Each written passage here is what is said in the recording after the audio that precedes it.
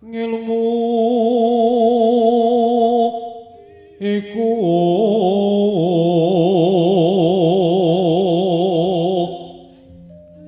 kelakone kanthi laku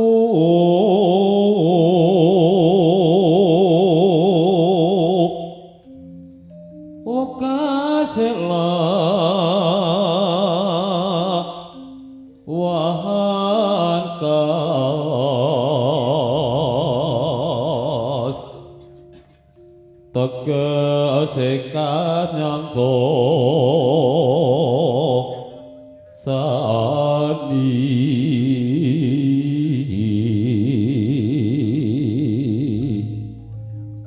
Satya Butya pangekesi durhakara cek cek ya Antrek Puspitaro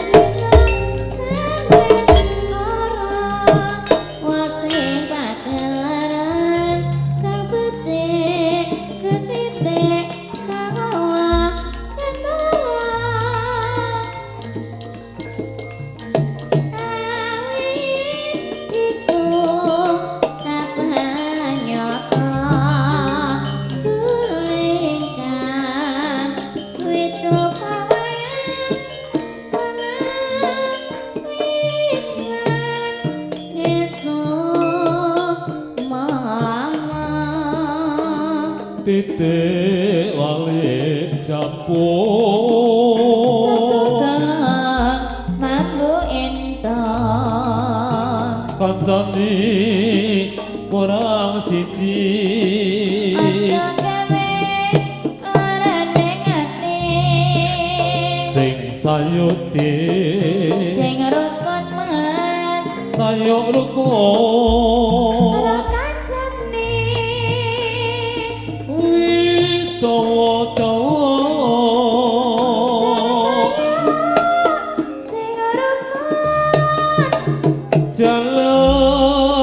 Jala ijo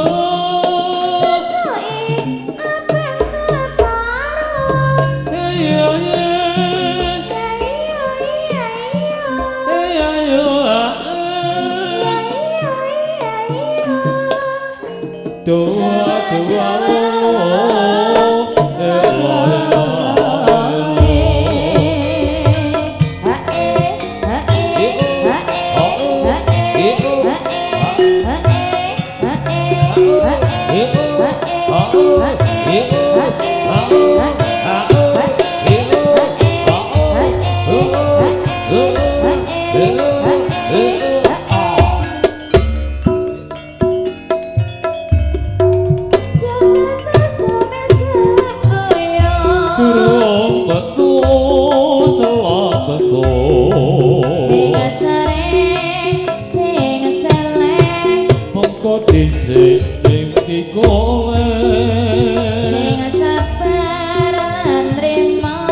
aja duwe watak sujono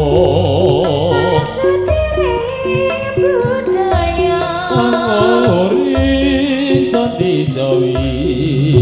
tinggalan leluhur budaya kang ati luhur jalani manembah Gusti kang maha suci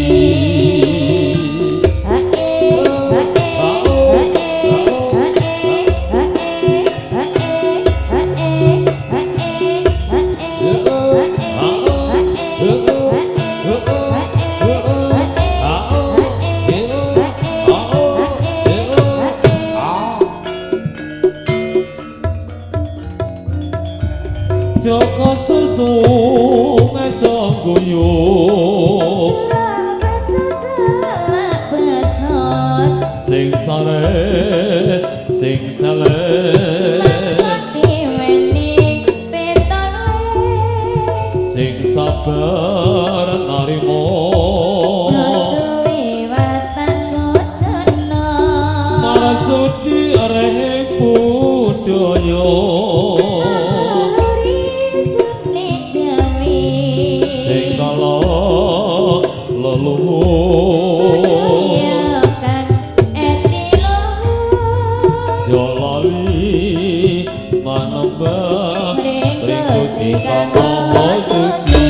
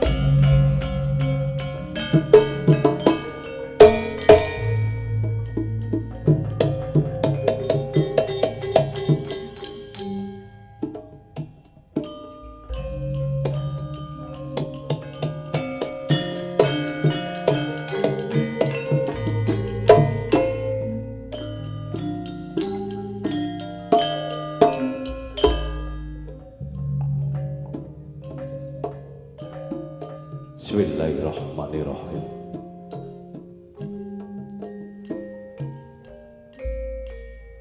Assalamualaikum warahmatullahi wabarakatuh. Atur pambagya wilujeng dhumateng sagung para lenggah undangan ingkang satu kinurmatan. Sugeng dalu sugeng rawuh sugeng pinarak mangayu bagya pagelaran acara basa lumampah midalem panjenenganipun Bapak Yasmin Dalah Ibu Sriningsih Dukuh Karanganyar Desa Setren Ngasem Bojonegoro kadhiajat mangayu bagya putra putrinipun Diah Ayu Yusi kang pikantuk putraka bagus galih dipun wontenaken pagelaran Suka Parisuka adicara langan beksa. Mila katuraken kunjuk sagung para lenggah para mitra kabeh dewi kang satu kinurmatan. Nyuwun duka saderengipun kula wantun cumantaka wonten sasana langan beksa. Mbetaran kesanggiran suba sita trapsila unggah ungguh dalah tata krama. Ananging kawula ndaken pakaryan dawuh dinipun Bapak ingkang Baca Bapak Yasmin Dalah Ibu Sriningsih sakeluarga minangka adicara mbaki sampur pagelaran kasebat pranata cara langan beksa utawi pramugari langan beksan ingkang pentas ing dalu menika. Mila katuraken kunjuk sagung para lenggah para mitra kabeh dewi kang satu kinurmatan. Niki saderengipun kawitan langan beksan sepindah ingkang kinurmatan katuraken kunjuk panjenenganipun Bapak ingkang Bajat, Bapak ingkang kawogan, Bapak ingkang hamugati, kunjuk Bapak Yasmin Dalah Ibu Sriningsih sakeluarga.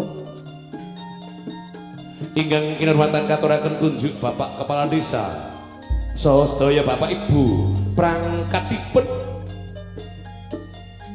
Bapak saking Muspika Ngasem saha setapipun Bapak Seksi Kebudayaan Samengkit dalam Dinas Pariwisata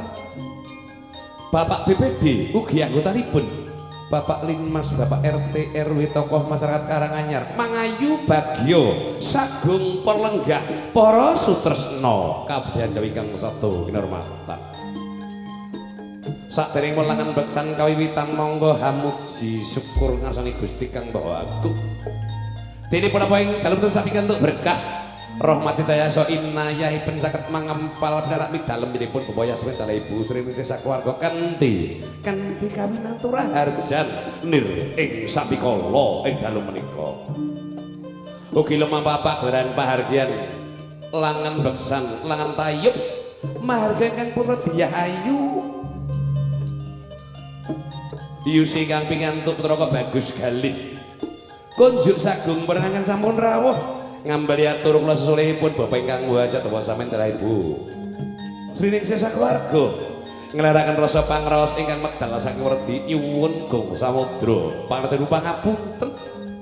mbok menawi tanggane bebaya sampeyan Ibu Sri Ningsih atur pasgata dhateng sagung warga niki babagan palenggahan kirang nuju prana dedaran tonjokan kirang mirasa ugi mbok menawi kadang-kadang sinoman tumpang soh ngaturaken pasgata lepas dayanipun kula sesulehipun Bapak ingkang maha hajat lumunturing sih pangapunten ingkang kala suwun. Ugi atur langan pesan pahargyan Dyah Ayu kang pikantuk putra Raka Bagus galih sagung ing perlenggah sesepuh pindah sesepuh kakung sumawon dengan sampun rawuh kasuwun pangestunipun utawi doarsunipun mugi tematan kalih dipun barika langan beksan ing benjangipun mugi Dyah Ayu dalah Raka Bagus galih anggenipun bebrayan mugi tansah jinangkung Kang Maha Agung pinaringan rahayu wilujeng manggeya raharja selami-laminipun tinebih marang rubeda tansah sinaket marang kabegjan mugi jumbuh ingkang kedayipun bawaya sewental Ibu Sri Ningsih putra putrinipun hami gunane tumrap keluarga sumrambah nusa bangsa ugi tumrapipun agama dados keluarga ingkang sakinah mawaddah warahmah amin Allahumma amin. Mila kanthi bombong bebengke Bapak Yasmin dalah Ibu Sri Ningsih kanthi wonten pahargyan adicara langan bersama gelaran keiring saking paguyuban seni kawitan saking setya marga budaya mijil saking dukuh Sambirjo Desa Setren Ngasem Bojonegoro kanthi pangarsanipun Raka Bagus Mas Arif Subiyanto kaibur dening Eko Dwi kalih waranggana ingkang manggen kidung mijil saking dusun Kolong Laladan Ngasem Kamangka Bojonegoro Dyah Ayu Ika Kumalasari ingkang manggen ler mijil saking Desa Janapura Temayang Bojonegoro Dyah Ayu Mustika Ayu Ningsih Tias pagelaran khas nguyung sound system profesional pastel Pasar Ndoro operator Mas Dik CS kasuting Timlo studio syuting Timlo minangka acara langan beksan kawula piyambak niki marjuki jeneng kula Trenggunungan Ngasem Bojonegoro dherekaken pagelaran sagung barengan sampun remangi bagya lumampah acara langan beksan mangke kasuwun gilir gumanting agem sampun derek ngregaken swasana acara langan beksa ingkang pentas ing dalu menika kula kinten ing dalu atau kecekap wonten kirang lakuipun nyuwun gong samudra pangarsami billahi taufiq wal hidayah walido walinayah ihdinas siratal mustaqim. Wassalamualaikum warahmatullahi wabarakatuh. Sugeng dalu sugeng amirsani nuwun kawula nuwun.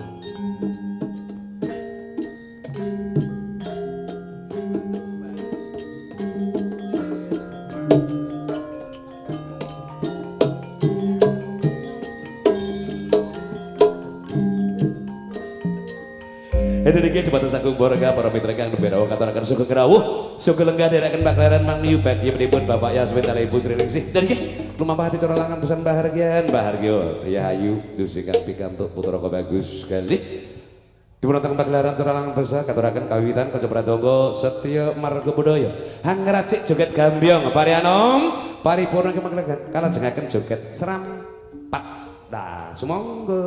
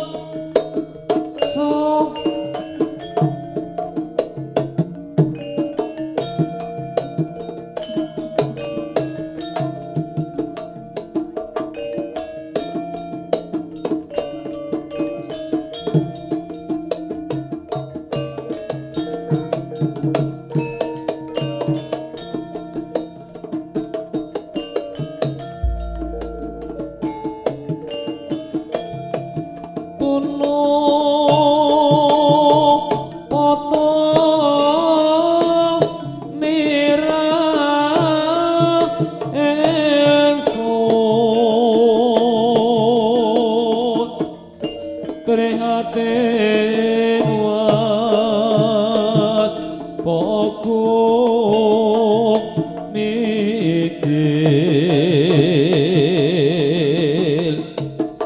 duhuk dahat tanpa karya sanggang rina makan kuti gelung rino sasa karnya warga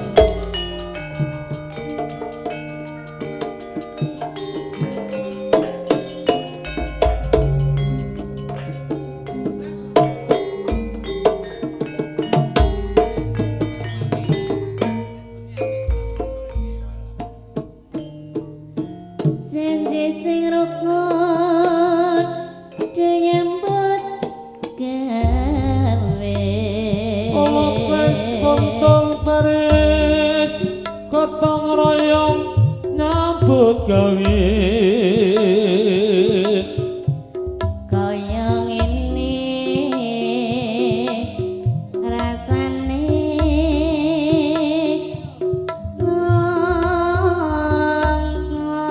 klopo kula sisa badhe yen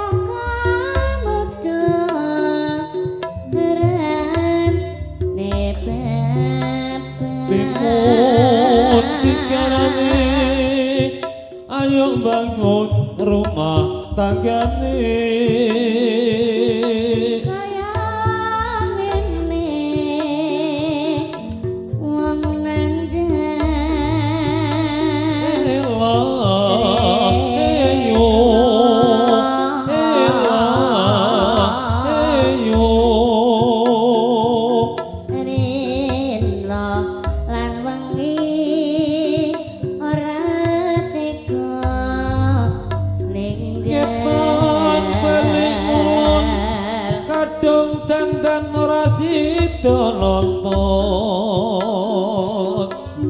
langit biru mendung tumia oeng klopo balong sisa bajik wayah jam papan lebih berkloso kerjaane krai sajane kok tansah lali amit sewulut tulur kawula ngidul ela eyo ela eyo menawi kula sak kanca lepat nyuwun pangapura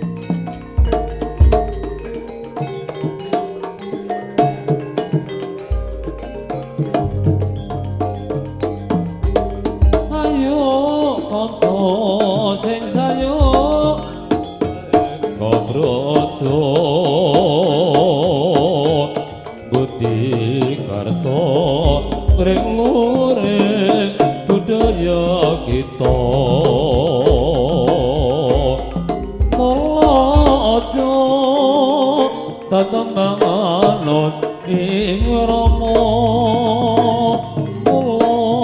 aja kempung timen letak leno widodo